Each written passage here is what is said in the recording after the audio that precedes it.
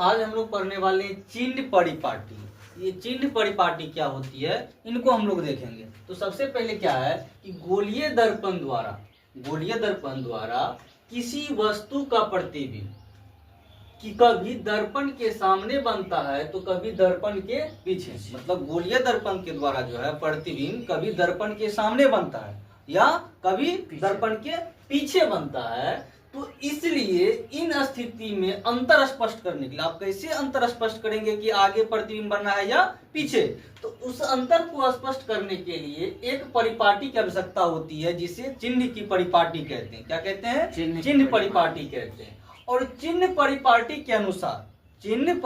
के अनुसार जो है ध्रुव को मूल बिंदु मान करके, ओरिजिन पॉइंट मान करके सभी दूरियां क्या होती है, मापी जाती है।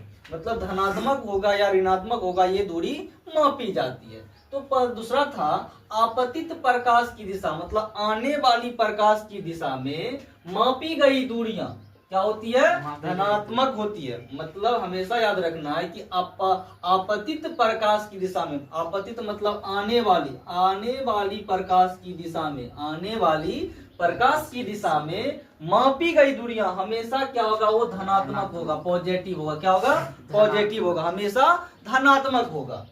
और आपतित प्रकाश के विपरीत, उसके उल्टा, अगर विपरीत दिशा में अगर मापी गई दूरियां क्या होती है, हमेशा वो ऋणात्मक यानी कि माइनस, नेगेटिव होती है। क्या होती है? नेगेटिव होती है। हमेशा याद रखना है कि आपतित प्रकाश के, आपतित मतलब आने वाले प्रकाश के विपरीत दिशा में, अगर उल्टे दिशा में उसकी अगर दूरी मापेंगे तो क्या होगा, हमेशा ऋणात्मक होगा। ये बात ध्यान में रखना है।